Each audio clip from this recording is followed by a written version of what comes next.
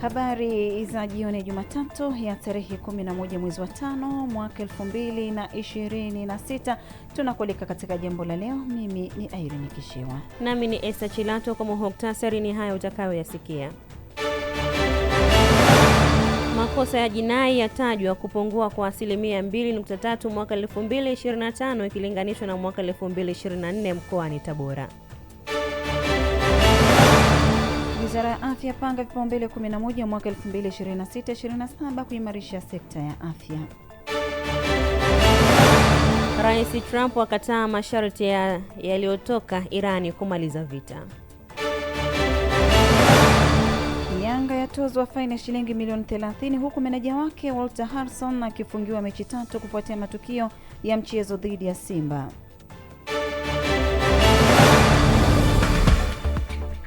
Mwana Maisha Fresh unaweza kufuatilia pia jambo la leo mbashara kupitia tovuti yetu kwa kuandika www.jambofm.co.tz, lakini pia unaweza kutufuatilia kupitia kurasa zetu za mitandao ya kijamii Instagram, Facebook na TikTok kuandika Jambo FM TZ, pamoja na YouTube kwa kuandika Jambo FM Radio Tanzania.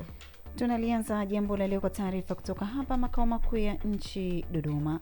Serikali kupitia Wizara ya Afya katika mwaka wa fedha 2026-27 imepanga kutekeleza vipaumbele 11 ikiwemo kuwezesha na kuharakisha uwekezaji wa viwanda vya ndani ili kuimarisha uzalishaji na upatikanaji wa bidhaa za afya pamoja na kupunguza utegemezi wa bidhaa hizo kutoka nje ya nchi.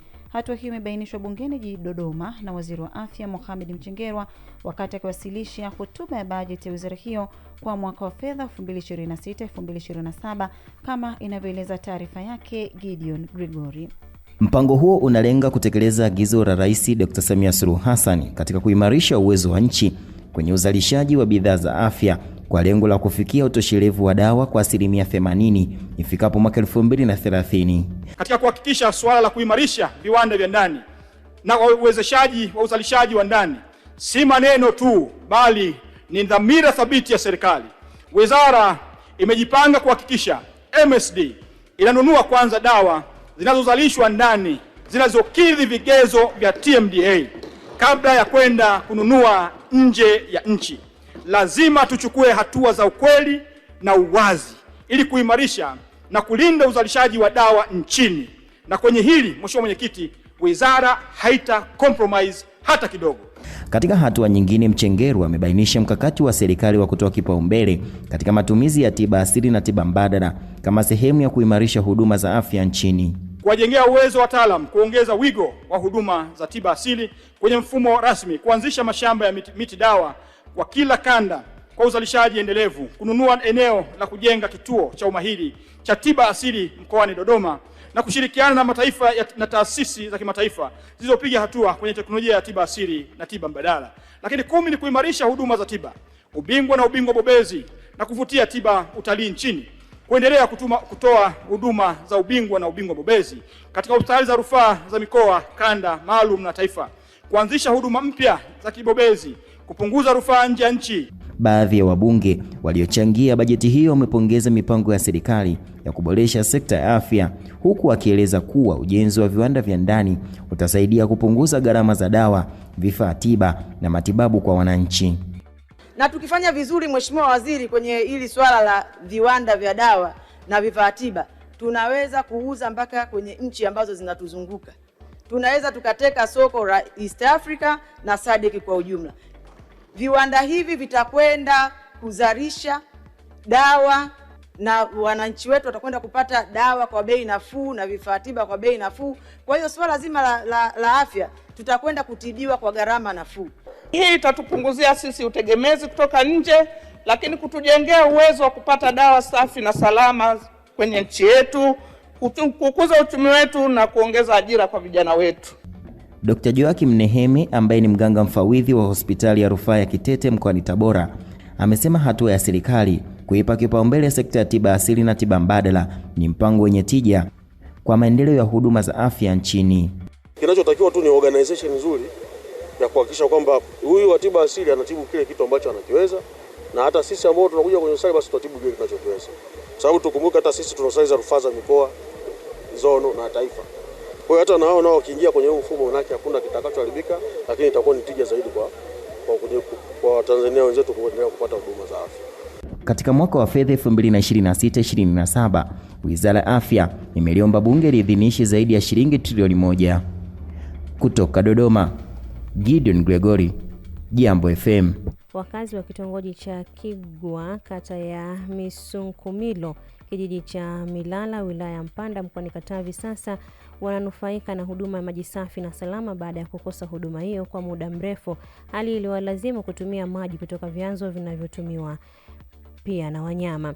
Hii ni kufuatia serikali kukamilisha mradi wa maji safi katika kitongoji hicho, kama ambavyo anaeleza Daniel Gaho.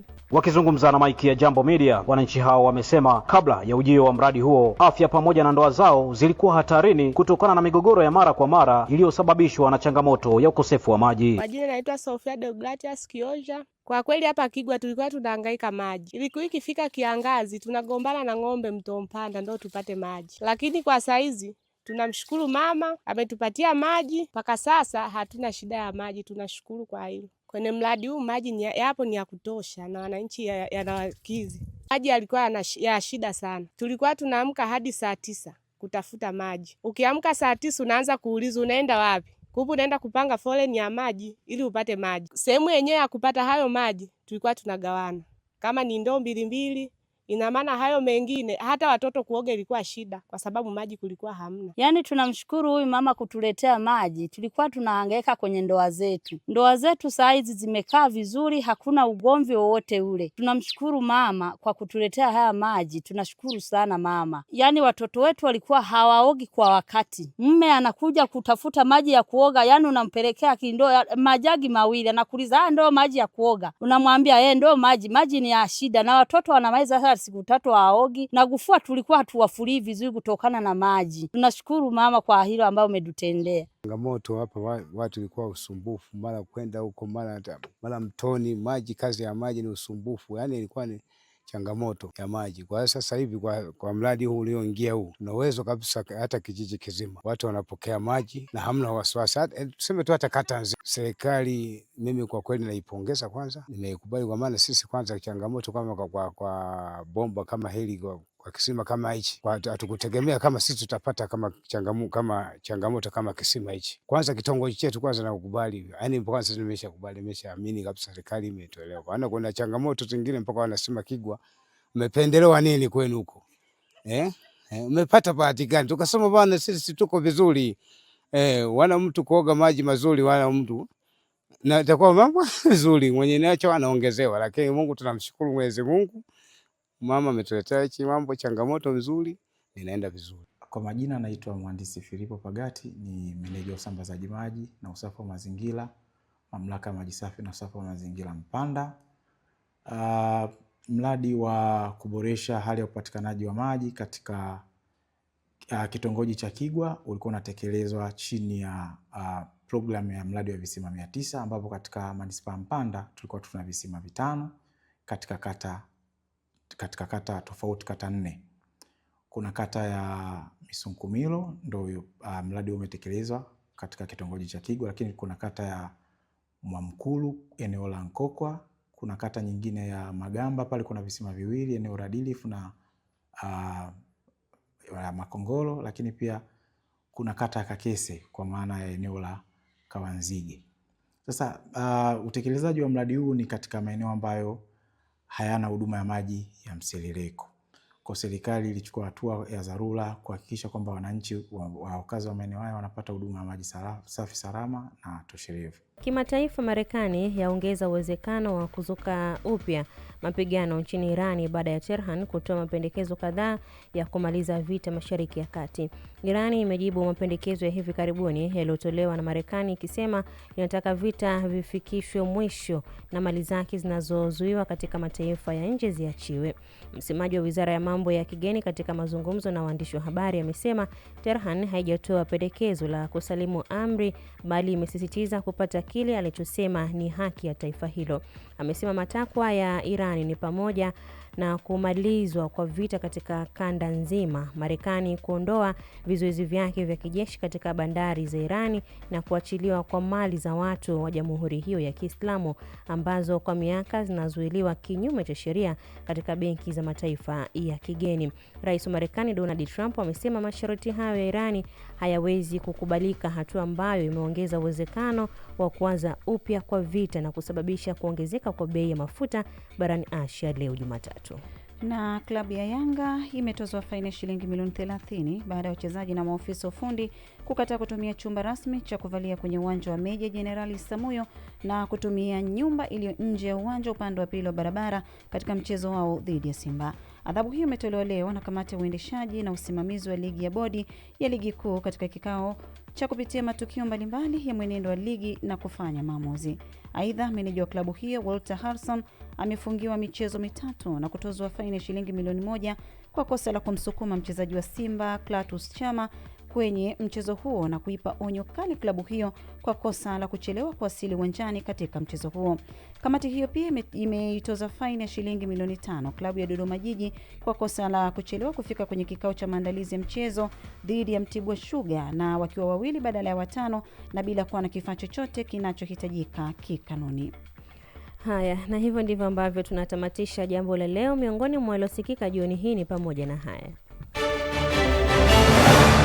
makosa ya jinai yatajwa kupungua kwa 2.3% mwaka 2025 ikilinganishwa na mwaka 2024 mkoani Tabora.